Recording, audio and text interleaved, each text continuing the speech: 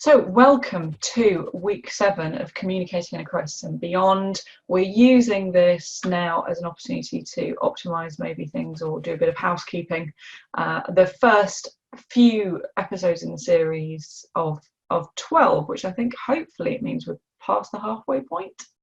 We're definitely past the halfway point of the series. Whether we're past the halfway point of everything else, we will see. So the first, we really focused on changing your communication during this time, and really the focus is moving from promotional kind of messages to brand building messages, which are good at any time, but particularly more appropriate at this time. So this episode is more about doing some housekeeping and also talking about some messaging, because the fact is we are moving more into online channels. We're more dependent upon online channels to get our brand across, to communicate the message of the company. So it's more important than ever that it's good. So the structure is going to include today profile optimization, company pages, how the two compare, how interacting as a company versus interacting as an individual really is suitable, and updates and interactions. There are other areas for LinkedIn, like groups, advertising, and finding and making connections, which aren't going to be covered today because we won't really have time. We'll then move on to a Q&A section for the people who are here live, and a bit of an opportunity to really discuss. There's some people on the call who are marketing professionals, so they can put their 2 penny in as well, but this won't be posted on YouTube. So if you want to be able to share or ask questions that are sensitive, don't worry, it's not going to be on LinkedIn forever. And then afterwards, I will email the resources over. Anybody who's interested in attending the rest of the series, this is going to continue until 12 weeks are up. It's every 11 o'clock, every Wednesday at 11 o'clock, and we've got some more things coming up. I usually have a guest expert with me, which is a great dynamic, but a few of them I've just focused on doing it myself. So let's have a look at the poll to see what's going on. So it looks like 50% of you are actually on LinkedIn daily. So we've got a fair amount of experience here. Then we've got people who, at the least, are on there every 2 weeks. So we've got a good amount of interaction. The main challenge is knowing what to do and post or turning connections into business leads. That's helpful for me to know. So really, most of you are looking to make some tweaks rather than a complete overhaul. But we'll see what comes out of it. So thank you very much. So this is a great checklist to kind of go through, and I'll take you through some screenshots. This is what you want to have a look at. I think yearly, and there will be a schedule actually of suggested activities. Yearly, I would recommend looking at your profile and optimizing it and making sure it's still relevant. In part, this is because LinkedIn adds random things. Every so often. That's probably more frequently, that's probably like every quarter. So it's always quite interesting whenever I go on, there's something a bit interesting, like some profiles now you can add services, I think was something in there, but not everybody can do. But what I would recommend for all people, what you're looking to do is to have a profile that somebody can go and check in on if they've met you somewhere else or if they've been recommended by somebody else. And it's a little bit like if you have some websites are treated like this, where it's more like a brochure style site. And what that means is that it's just to double check, it's just to make people feel confident that you are who they say. It's not necessarily as a sales leading tool. So there's that way to consider it, to make sure that your online profile is consistent with the way that you're turning up in the world in other ways. However, people can find you if they search in LinkedIn for the services that you provide. So you really need to make sure that your profile is optimized for both of these situations. A, confirming who you are and that you are you know as professional as you seem in other places. And B, if somebody is looking for a specialist in insurance, for example, or a financial expert, that they will be able to search and find that and make good connections. So think about if somebody was looking for you and the things that you provide, what keywords they would put. this is exactly the same kind of process as you might use in the initial stages of search engine optimization. If a human being was looking for me, what would they put in there? And there are ways that you can make sure, there are different places that you can then make sure those keywords are in there. As with search engine optimization, I would encourage you to use keywords that human beings will use, which might be quite different from the actual job title that you have. This happens quite frequently when, I think an example is wills and probate, for example, where probate isn't necessarily a word that you're that familiar with unless you have gone through the process. So there's that human element to it as well. With lawyers, solicitors, and there's other areas, for example, where, okay, technically this might be your job, it just might not be what somebody searches for. So legal advice is actually what somebody's looking for. They're not necessarily looking for your exact title. So really think about that. And it doesn't mean that you remove what your title is, it just means that you also use the keywords that people will be looking to find what the service that you provide. So have a good think about that. The different places that you can add is, there's a byline, which is underneath your title, and then you've also got a summary. Now your summary is a good opportunity to communicate a bit more about the human side of you, obviously while still being on brand, being professional, and then also explicitly giving a call to action. So you can also then obviously dot in these keywords. So this is a structure that we recommend, is a paragraph on your story, who you are, what you do, and why you do it. The why you do it can be a really good way to show passion in an otherwise quite it can seem like quite a staid environment, because at the end of the day, in comparison to other social media platforms, LinkedIn is quite rightly more professional. So make yourself approachable, and if you should have passion for what you do, then see what you can do to get that across.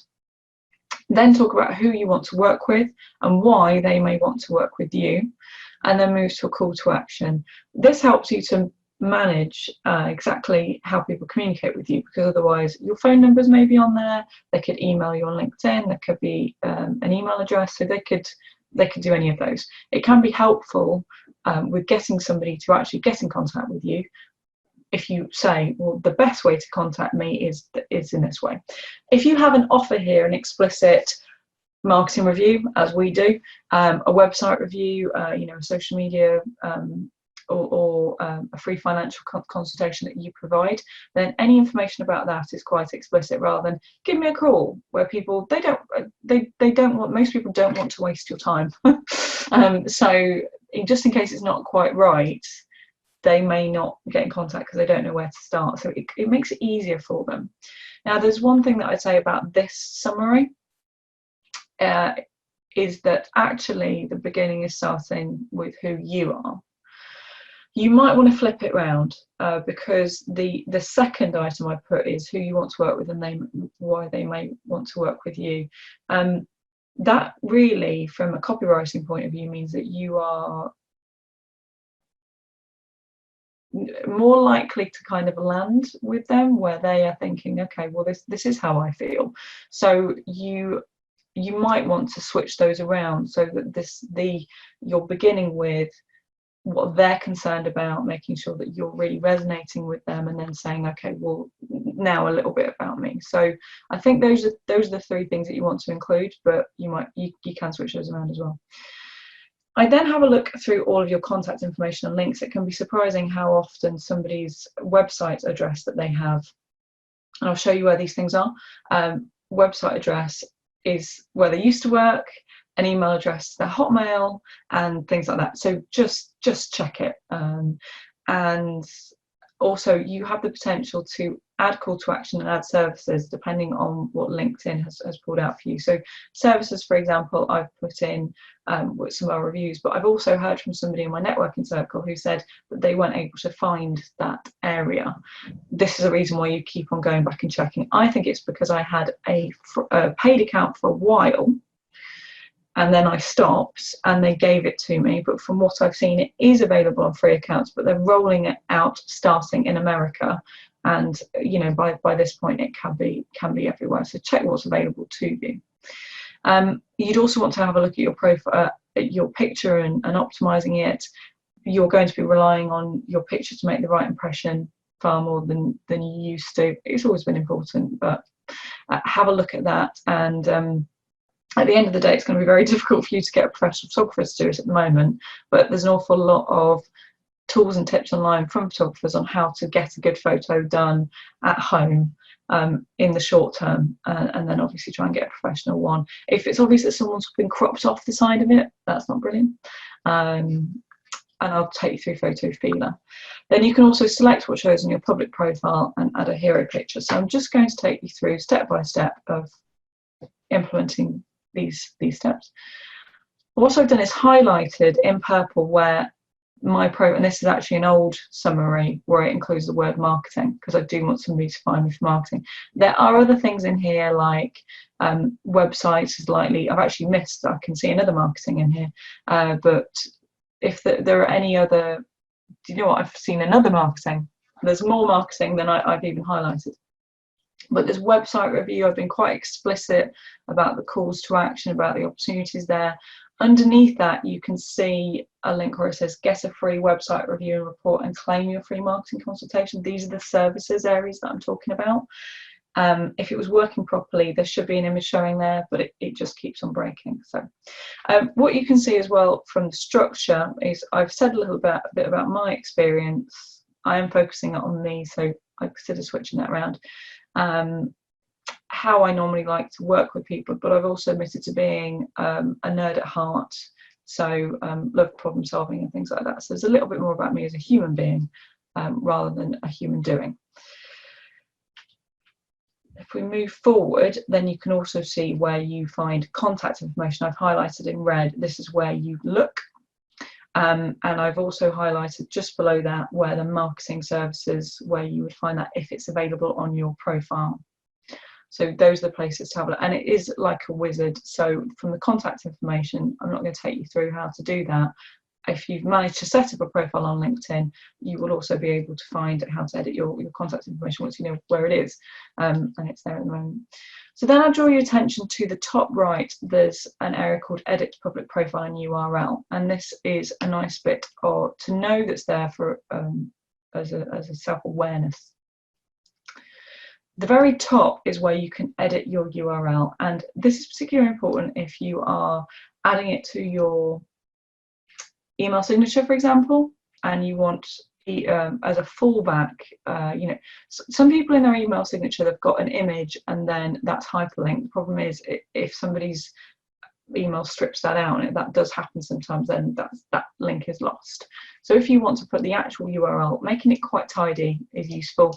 It's also just, it takes 2 seconds, just do it. And that can also be good for your website. If you've got a link to your LinkedIn, it just all looks a lot tidier. Now below that, this is where you can edit what's visible to the public who have not connected with you. Now you might decide, actually I'm happy for the public to see everything around my profile, and that's absolutely fine because you might want to get connections. But if you review this, at least you're doing it from a place of awareness and decision. As you go through, and it goes quite a long way down with lots of different options, as you update things on the right, then your profile will change on the left to show you a preview of what it will look like. So it really does depend on how open you are to people getting your contact information, for example. I think one of the things to be quite careful about is what you want to share, like your connections with potentially your competition. So consider that everybody, the people who are looking at this will not just be people who you want to do business with, they will also be your competition. So put that lens on it and think about what you're happy to share. So it's just a quick check to go and have a look at. Now this is Photo Feeler, and I've actually removed some of the photos from here because it's quite embarrassing. Photo Feeler is a website, and it started off for professionals where you could upload a range of photos and get people's opinions, because I think we've all been on a WhatsApp chat where somebody's gone and got a load of photos done and they want an opinion, and most of them look pretty similar actually, but they want a favourite photo because they can't pick which one to put on LinkedIn. This is kind to your friends and family, because it allows you to get opinions from people who you don't know, and they don't have to see you again if you disagree with them. So you upload a choice of photos, hopefully they're a bit different, and you ask for feedback from them on these factors, on competence, likability, and how influential you look. There are other services within Photo Feeler, which includes for dating websites and for other areas as well, like your Facebook profile. So you can upload the photos into areas depending on the platform, which is really helpful. The way that it works is it is free, but what you do is you vote on other people's photos, which gets you credits so that they then can vote on yours. So it takes you a little bit of time, but not that long at all. So just as an example, apparently I look very likable with some orange balloons, maybe whimsical even, but not particularly competent or influential. Now this one, apparently I do look competent, likable and influential almost in equal measures, but you can see that the side of my mum's hair cropped off here, so I'm quite surprised about that, and I'm not sure whether that would still be the case. However, if I have my hair up and glasses on, I look very competent and influential, not very likable. But if I'm thinking about from a LinkedIn point of view, this is maybe what I do. Now I do wear glasses all the time anyway, just because it hurts my eyes otherwise. But for business meetings, I do seem very intelligent until I open my mouth. So that's the kind of feedback that you can get from Photo Feeler, and it's kind to your friends and family who just think you're wonderful anyway. So these are the practical actions to take when you're looking at LinkedIn optimization. Think about first what your keywords are. This is a summary of them that you could use in your profile.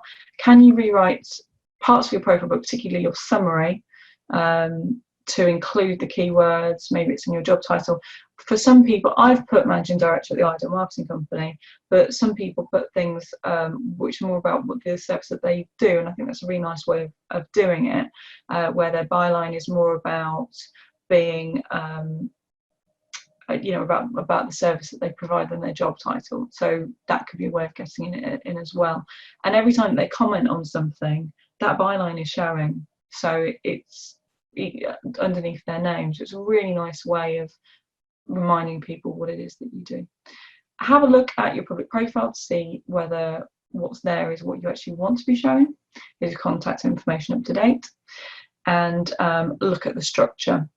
You can also register for Photo Feeler if you're not sure and test out your pictures. You've got a range of options. I think it's probably more important now because you may not have because you haven't got the choice of going and getting professional shots if you're not happy with yours. So, making the most of what you have got is a great option. So now we're going to move on to company pages, and I want to make an important distinction really between interacting and posting updates as yourself as an individual and posting as a company. With your company page, when you're optimizing your profile, it is very much a housekeeping thing that you want to do. It might have been set up by somebody else, it might even have been generated automatically by LinkedIn. So go through the process of optimizing it. But when you move forward and do interactions, LinkedIn, as with business generally, is really about people doing business with people.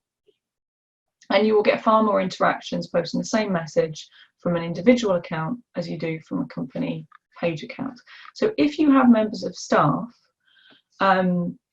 yes, of course, you should post updates on your company page, but it is really going to do a lot.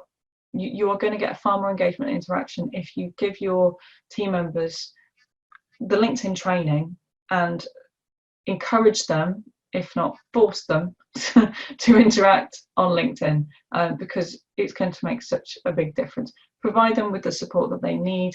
It will help them to have a job and to kind of create these engagements. At the end of the day, part of the reason why some of you might be looking at this LinkedIn optimization, it might be to support your the business that you work for, but it may also be to support you and your career moving forward, because there's an awful lot of uncertainty. So anything that you can do to raise your profile as an individual will also give you it will demonstrate that you have more value to the company that you already work for and that you've been proactive, but also you are going to be in a better position no matter what happens, because they will be aware of brand you. So that's the main thing to say is, yes, by all means do send updates on your company page, but it's not enough. You should also be trying to get your team members to interact as well. So go through the same sorts of optimizations that you would go through. They've got bios, how many locations you have, when it was founded, and all sorts of stuff. The logo quite frequently can look can be distorted because it was uploaded ages ago and LinkedIn has changed logo sizes 5 times or something like that. Can also be helpful to have a background image, which might be your premises or something consistent with your website. So this should be part of an online audit to have a look through all your social media platforms and making sure there's a consistent brand experience.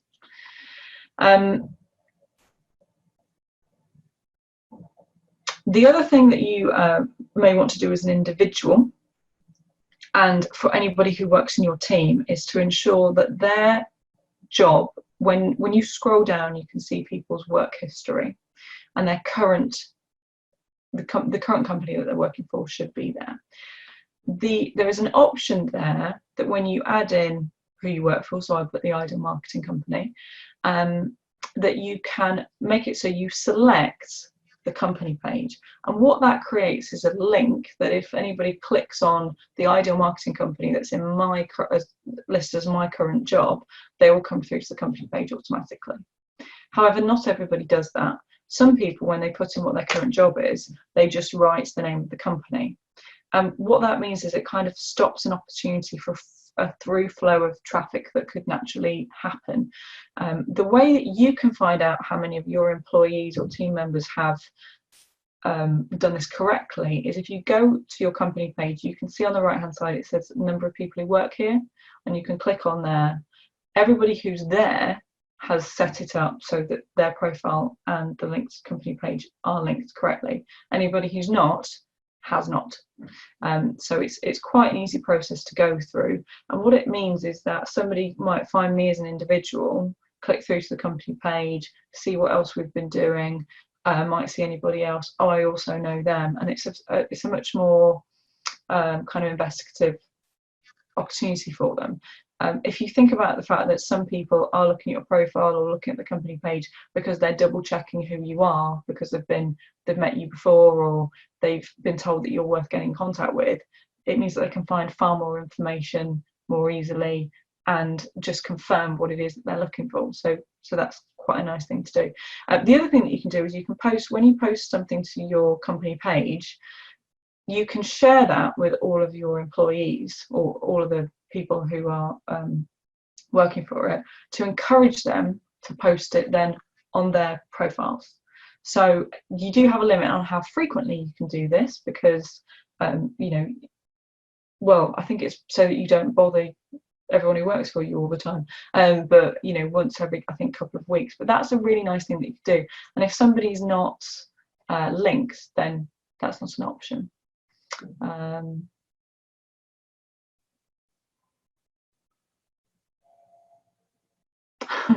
I just read something from Simon. Yeah, no, I agree. So that's really the main thing about company pages. There are optimizations that you can go through. On the left-hand side, you can see we've got about. You can also post jobs if you'd like, people and ads. On the right-hand side, you can see some information about the kind of hashtags that you might want to look at. It is a different kind of experience with the pages. You can see what I was talking about just here on the right, where you can see the people who've worked there, so you can see the different employees. So moving on, or am I? I'm just staying in the same space. So your practical actions are to have a look through the different areas that are available, take charge of it, do it once a year, same thing as with your profile. And and have a look at how frequently things are being updated. Make sure somebody's responsible for this. If it's not being updated regularly, then is it something that you need to outsource even? So then we have updates and interactions. We have obviously company updates and then personal updates. They are going to be of a different tone. That, like I say, the benefit is that if you share something on your company page, then you can then ask everybody else to share it. If you have a blog, then obviously you make sure that you add the post there. However, what's been happening with other social media platforms is if there is an outbound link, you might not get the same organic reach as you would do for a post that doesn't have an outbound link. That is more the case for Facebook and Instagram. They're starting to penalise people more heavily for essentially making you go away from the platform, because they want you to stay on the platform for as long as possible. That's where their money is because they're, the commodity that they're selling is your attention. LinkedIn, maybe not to the same extent, but just be aware of it. So you can share blog posts, but the fact is that is an outbound link and it's taking people to your website. That's what would be ideal for me, was to send people to the website where I can be in charge and control of what's going on. But it could negatively impact how far the amount of people who see your post. You could also think about, if you're thinking about content, you could also think about what blogs do you follow that could be valuable to your audience, who are not in competition. For example, I know some sales consultants. There's one in particular who's Julie from The Sales Manager. I know that my audience would find her post valuable, and she's not in competition. So that's a perfect example of stuff that I can share quite regularly. And obviously that's something that's quite helpful. You're supporting somebody else who could very well send people back your way. You can filter who sees your updates and what you see. So you can filter who sees your updates, ignore that last part, so that it's only going out to people in your audience, but you can also make it so that anybody can see your update. It really does depend. The only reason why you'd only want for your connection to see your updates are if there is you want to do an offer maybe, or if you're concerned about your competition seeing it.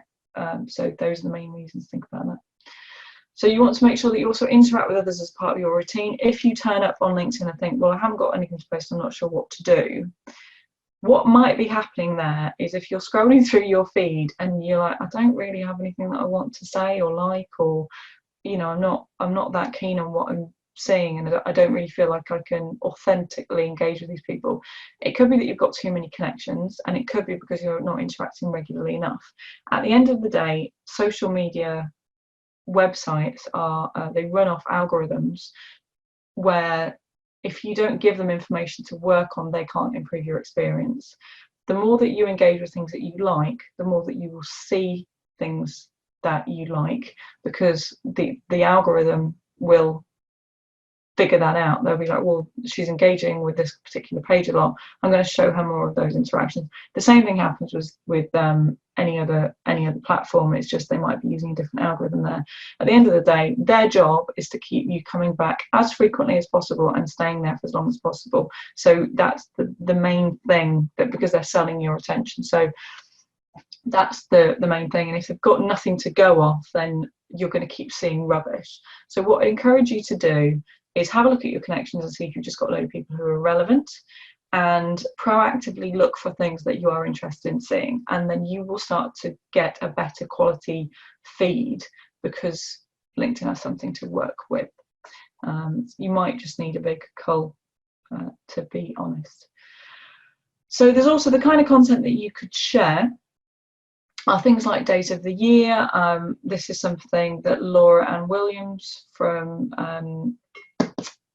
she just actually dropped off the call, she could remind me, but she's a social media consultant and she talks about days of the year. This is a really great thing to use to say, well, it's national, International Women's Day is a really obvious one in March, so that's one where you can create a buzz around it.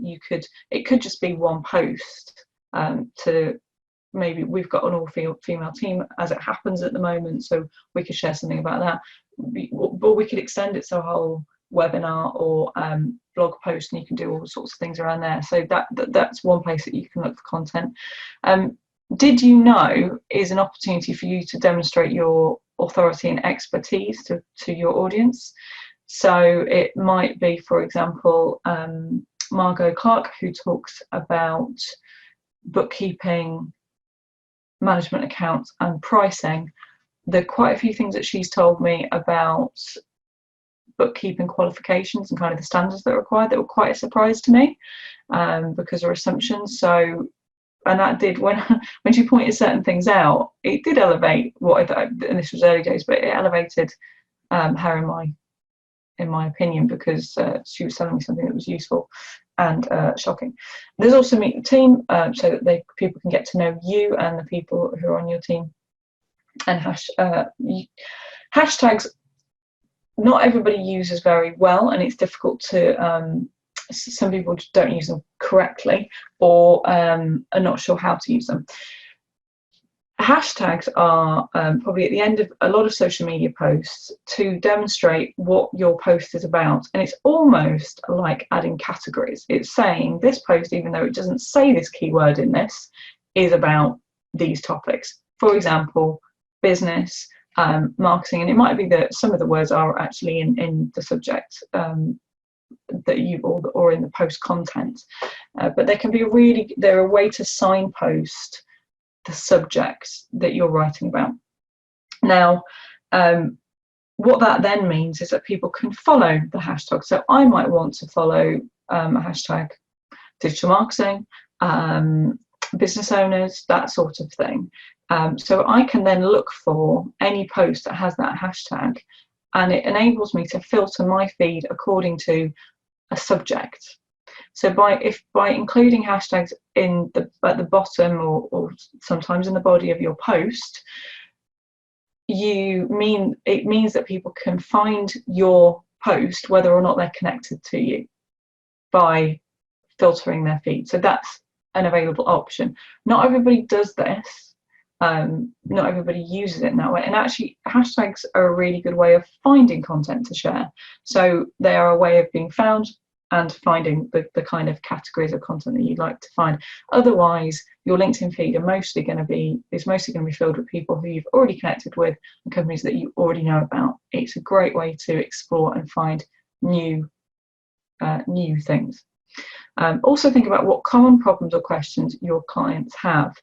Now, the second in this series was on personas and avatars, and an important part of that process was thinking about why it is that somebody might be looking for you, what the problem is that they have, and what is the solution that you then provide. What is the solution that you provide to your ideal customers? So if you go through this persona exercise, and I encourage you to go back and have a look at that episode, then this will help you to create the social media posts as well as the copy for your content that's more engaged, the copy for your website and your content that is more engaging, more likely to lead to conversions.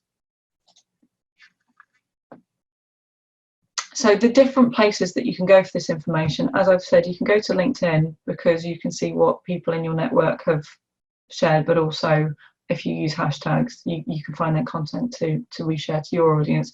And this week, actually, probably 3 of the posts that I did share were things that people in my audience, connections of mine shared. So I then shared that along, and it's quite nice for them as well, that I'm interacting with them and I'm sharing their content. Now, Twitter can be a brilliant place to find stuff, again, by using hashtags and keywords. It can be a brilliant search engine for conversations. If you consider all the different social media channels that are available, Facebook is a bit more like, although this has changed over the years, LinkedIn is very much like a networking group. You can see that it's professionals, it's business to business. Facebook is a bit more like a family garden party or barbecue. Remember when we used to be able to do those kinds of things, where you're only going to really be there if you know somebody there and you've been invited and connected, because you have to have either liked a page, i.e. giving them permission to share content with you, or have someone as a friend before they can see what you've been doing, and they can't see your photos and they can't see your updates unless you are friends with them. So the benefit of that is that actually Facebook can be, depending on what they've done to their algorithm as things move on, can be one of the best converting sources of traffic, because you get an opportunity to build a relationship and trust. With Twitter, it's more similar to a bar, where there's a lot of noise going on. Most of it's rubbish, but you can meet people there.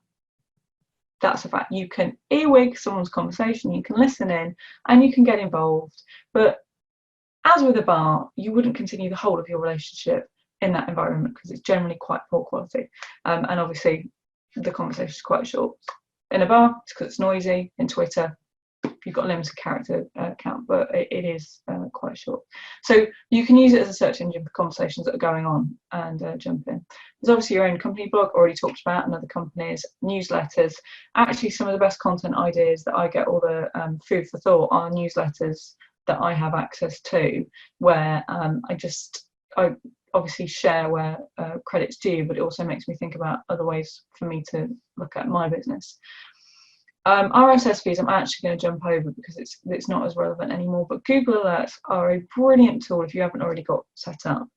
It's a free tool by Google. Just Google Alerts and you should get to the right screen. Log in with your normal Google account. What this enables you to do is to get an email when any mention of a particular keyword or phrase is found by Google in its search for things to put into the index. As you know, Google is constantly looking for new pages and posts so that they can then be indexed, so that when somebody searches, it will show in the list. That's the whole process. So we, for all our clients, set up a Google alert when they come on board for their company name. I'd encourage you at the very least to do that for yourself and for your company. Depends on how unique your name is. Shales is quite an unusual name, so I'm normally okay. And then you could also set those things up, and then the areas of interest for you, depending on what your business does. What that then does is it sends you new pages and posts and news for your industry, so that you can then either share that information or repurpose it if you want to put your own take on it and what that might mean. You can also make it so that you only get a summary once a week, or you can get it daily or weekly or as it happens. So there's a lot of customization there, and it's well worth having a look. So the anatomy of a good post, this is well worth thinking about. If you can do, ask a question and a call to action at the end. Now, this is particularly good with LinkedIn, but I'd be careful about it with Facebook and Instagram, because again, they are being careful about clickbait, and what Instagram and Facebook seem to be leaning more towards is building a better brand experience, or building your brand and post it around building your brand. LinkedIn, not so much. You can be more explicit about asking people to do things. So this doesn't apply to all social media channels. Actually adding a call to action is quite an important part of a sales process, and being explicit. If you can add a link, do so. We have to keep our eye on this and to see whether honestly, if the posts that include links are going to get decreased reach, this is what could happen. So I think it's worth having a look, as you should do. Look back on your analytics, see what people are engaging with and what's getting the best reach, and then modifying. It's what I'd recommend you do with any marketing, but keep an eye on anything with an outbound link and see if they just get to as many posts. Pictures do better. We're human beings. We like things that are visually stimulating. So anything that you can do to add an image, if there isn't a link preview, then do. Add your hashtags for the reason that I've said before. It helps you to be found. And also, you can tag your colleagues or associates or company page to get them involved in the conversation. If you haven't been posting very much recently, it's one of the best ways to improve your engagement is by explicitly asking somebody a question in your post, people who you know will be happy to input into the conversation or the area of conversation, or somebody who would like it, say, you know, I think you guys would like this, or we were talking about this the other day, and tag the person in there, because then what that means is they will come in, they'll probably comment, they might, then that means that you've got the reach of both of your audience, and you know, and more, and it just kind of helps to get that engagement going for some posts. So the main aims of your posts are to get engagement, so that moving forward more of your posts are going to be seen. I talked about the algorithm before. At the end of the day, the more engagement you get, you will see that your reach improves over time. So the more that your posts are engaged with, the more they will be engaged with, because they'll be seen by more people moving forward. You want to essentially, you do want to send people to your sales funnel, but I wouldn't focus on this so much as improving your brand position at the moment. It's helping people to feel that you are someone who they know, like, and trust, and feel that when the time comes, they can do business with you, or will be happy to recommend you because they've seen enough of you and been exposed to you enough that they have that positive feeling. So those are things to think about. This is a suggested schedule to work through. I suggest at the very least visiting your newsfeed on LinkedIn, like posts that you genuinely like. Don't just like things for the sake of it. You will end up getting more rubbish. If you can comment, that's even better. But I think we've all seen it where we've seen a comment and we're like, that feels like it was a robot. If you think about the fact that you are, what I've just said, you want to improve your brand position, commenting on something with an inauthentic message is not actually going to help that. It just makes people think that you're going through the motions. So be authentic, or as much as is possible. Also, if there is something that it's worth following up with a contact about, getting into a private message conversation, then do. There might be something else in there, and follow relevant hashtags to see if there are interesting updates to share or repurpose. So that's a kind of a daily thing that you can do. That could easily take, if you did all those things, there's a fair amount of time that could take up. Weekly, I at least weekly try and share a post or think of something as an aim. If you can do it more, then that's brilliant. But I think once you start to visit your feed more regularly, you probably will get more ideas. It's kind of getting that momentum. Yearly, I check your profile and your company page as well, check it's up to date. Are there any features that LinkedIn have kind of creeped in there they haven't bothered to tell you about? And then obviously, as time goes on, add new contacts or connections. Finding and adding connections is another subject, and in part it's because there is this complicated, there's advanced search options, and then what you do with those connections, turning them into a sales, that's a whole other kind of discipline, and we've definitely not got time because we're running low at the moment. So this is a example of using some hashtags, not a lot, and having content to use. So this is Throwback Thursday was what we used, and it was using and repurposing really a photo that we already had from when I had been at Connect Networking, which has now actually been rebranded. So sorry, Paul, you see this in the future. So it was repurposing, saying this is what we did a few weeks ago. We do public speak, so we was kind of putting it out there. That's something that we do. Within that, we've tagged Connect Networking, tagged me as an individual as well, so that anyone in my audience might see it. And we've used a subject where there actually isn't one. We've just looked at our own old posts for anyone who might have missed it. Then here's another example where we have just shared, actually this is a bad example, so this is what you probably don't do. There's a blog post where we've shared it, and what we have done is included some of the information from the post. Really, you want to repurpose this as much as possible, so it seems like the message that's in the post that you're sharing is different from the blog post, and you're actually doing a comment. At the end of the day, this is the ideal marketing company. If I as an individual shared the same post, I'd put something in it that's more personalized, so I would recommend that. Add your own voice to anything that you share, even if you as an individual are sharing company update. So that's the end of LinkedIn optimization. There are others coming up in the series. We're going to talk about PR, not next week, the week after, about finding good news stories. I'm actually having a week off next week. Well, no, I'm not. I'm having 3 days, but we're going to have Wednesday off. We're also going to cover launching a podcast and customer journeys, and there's lots more to come. If you are interested in a particular subject, please do let me know, because then we can add that in. We've got lots of ideas. And also, if you have someone that you think will make a great guest, let me know, and we'll have them on as well. I think we're going to talk about copywriting content as well. That's another one. If you want to view future dates and join the newsletter, it's idealmarketingcompany.co.uk/crisis-communications. So now we're going to move on to the Q&A section.